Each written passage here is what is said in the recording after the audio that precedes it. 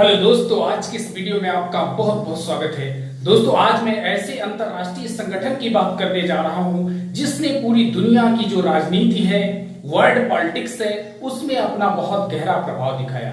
और ये संगठन है दोस्तों नॉन अलाइनमेंट मूवमेंट, यानी नाम, जिसे संक्षेप में कहेंगे नाम, और इसे हिंदी में कहते हैं गुट निरपेक्ष आंदोलन।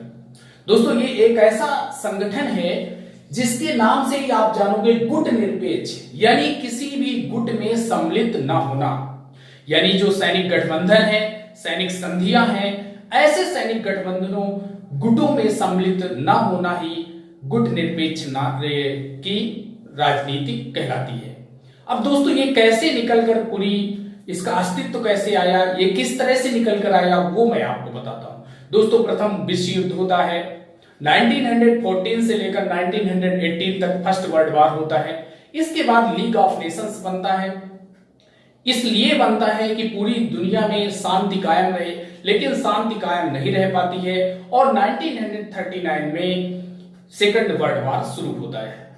सेकंड वर्ल्ड वॉर 1945 तक चलता है और इसके बाद जब सेकंड वर्ल्ड वॉर का अंत हो जाता है, यूनाइटेड नेशंस का स्थापना होती है। 24 अक्टूबर 1945 को यूएनओ बनता है।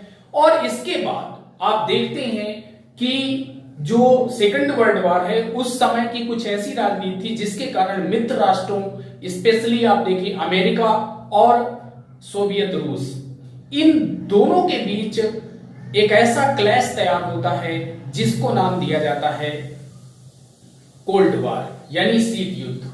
यानी कि पूरी दुनिया दो गुटों में बटी हुई नजर आती है। सैनिक गठबंधन शुरू हो जाते हैं। अमेरिका का सैनिक गठबंधन नाटो होता है और यूएसएसआर का एक सैनिक गठबंधन होता है, वार्सा पैक्ट जिसे कहते हैं। अब ऐसी कंडीशन में दोनों के बीच क्लैश शुरू हो जाता है, जो शीत युद्ध का दौर के नाम से जाना जाता है।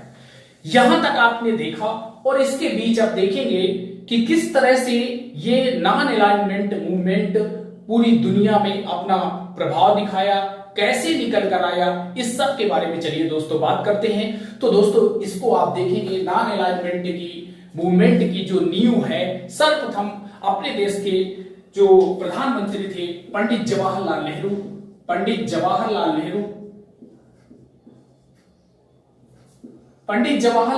नेहरू और दूसरे नंबर पर रहते हैं नासिर, जिनका पूरा नाम आप समझ सकते हैं, जिनका पूरा नाम है गमाल अब्दुल नासिर। और टीटो, जिसे संक्षेप में हम टीटो कहेंगे, जिनका पूरा नाम है दोस्तों जोसेफ ब्राज टीटो।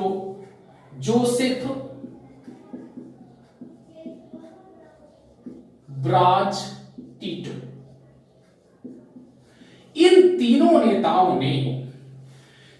दोस्तों ने 1955 में एक बांडुंग नामक स्थान पर एक सम्मेलन किया और इन्होंने अपने विचार रखे। और इसमें दो ऐसे देश थे, जिस दो देशों में इंडोनेशिया के सुकर्णो थे और घाना के बामे एनक्रोमा।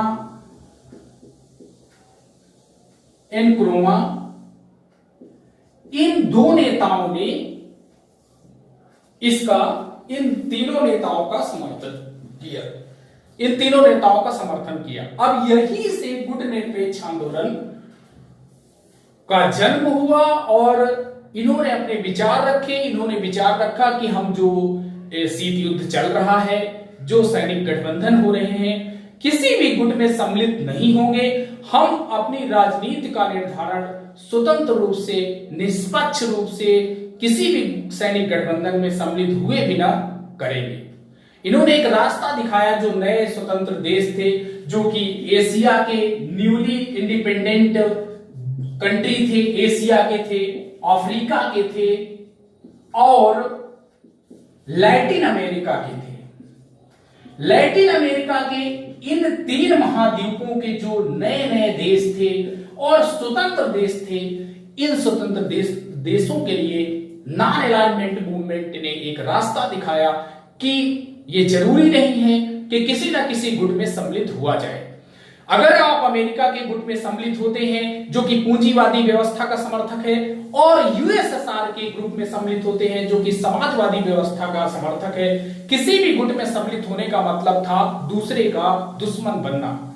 इस तरह से ये जरूरी था इन स्पेशली एशिया के, अफ्रीका के और लैटिन अमेरिका के देशों के लिए ये जरूरी था कि एक तीसरा विकल्प आए जिसमें हम सम्मिलित होकर के अपनी राजनीति का निर्धारण अपने हिसाब से कर सकें, अपने विचारों के आधार पर कर सकें, हमारे ऊपर किसी तरह का दबाव न रहे तथा जो 2 महाशक्तियां हैं इनसे हमारे संबंध दोनों से अच्छे रहें। इसके लिए जरूरी था उन्होंने नॉन अलाइनमेंट मूवमेंट का समर्थन किया, उसके पक्ष में आए और पहली बार फर्स्ट जो इसकी कॉन्फ्रेंस हुई, इस कॉन्फ्रेंस में बेलग्रेड में पहली कॉन्फ्रेंस हुई।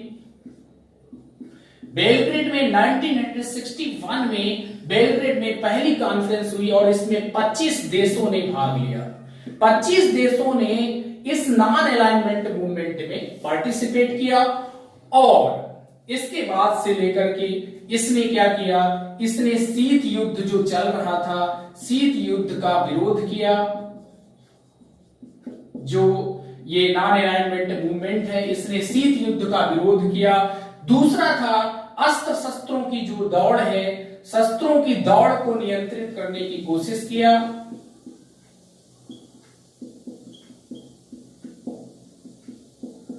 नियंत्रित करने की कोशिश किया। इसके अलावा जो आर्थिक मामलों पर, आर्थिक रूप से जो पिछड़े हुए देश थे, पिछड़े देशों के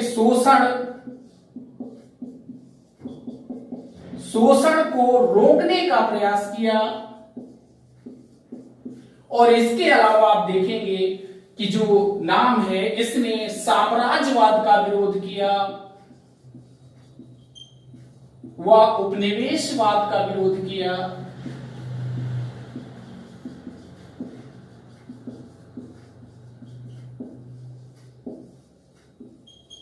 जो सैनिक गठबंधन थे यानी सैनिक गठबंधनों का विरोध किया।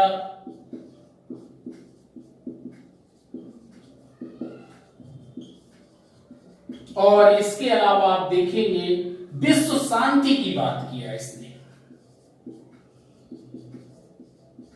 विश्व शांति की बात किया कि विश्व में जो मानवता है उसको बचाया जा सके, युद्ध ना हो, विश्व युद्ध ना हो, इस सब से रोका जा सके। महाशक्तियों के बीच जो टेंशन चल रहा था, जो तनाव चल रहा था, उसको कम करने की कोशिश किया। कुछ उस समय शीत युद्ध के दौरान इसके जो मुख्य कार्य थे वो मैंने आपको बताया। अब यहां पर नाम के बारे में कहा जाता है कि कुछ ऐसे कारण थे जहां पर ये थोड़ा सक्सेसफुल नहीं रहा। जैसे आप देखते हैं 1971 में भारत ने एक संधि की थी, किसके साथ? यूएसएसआर के साथ। यूएसएसआर के साथ भारत ने संधि किया जब बांग्लादेश का युद्ध हो रहा था बांग्लादेश से। जब आप जानते हैं कि पाकिस्तान ने बांग्लादेश पर अटैक कर दिया और वहां पर कत्लेआम शुरू कर दिया। बांग्लादेश ने भारत से मदद मांगी, भारत ने बांग्लादेश में अपने सैनिक भेजे और इस तरह से पाकिस्तान पराजित हुआ। वहां पर 1971 में यूएसएसआर से भारत ने मित्रता की संधि की थी। तो कहीं ना कहीं ये देखा गया कि गुटबंदी हो रही है, पर ये ऐसी संधि थी कि हम इस संधि से अमेरिका से बंधे नहीं थे कि अमेरिका से नहीं मिल सकते हैं, अमेरिका से भी हम मिल सकते हैं। तो इस तरह से वहां पर सक्सेस रहा। शीत युद्ध के दौरान इसने गुट निरपेक्ष आंदोलन ने बहुत महत्वपूर्ण भूमिका निभाई, नए देशों के लिए विकल्प उपस्थित हुआ। अब बात करते हैं कि आज तक 19 आज तक 19 इसके अधिवेशन हो चुके हैं। 19वां अधिवेशन अभी लेटेस्ट 219 में यानी 2019 में हुआ।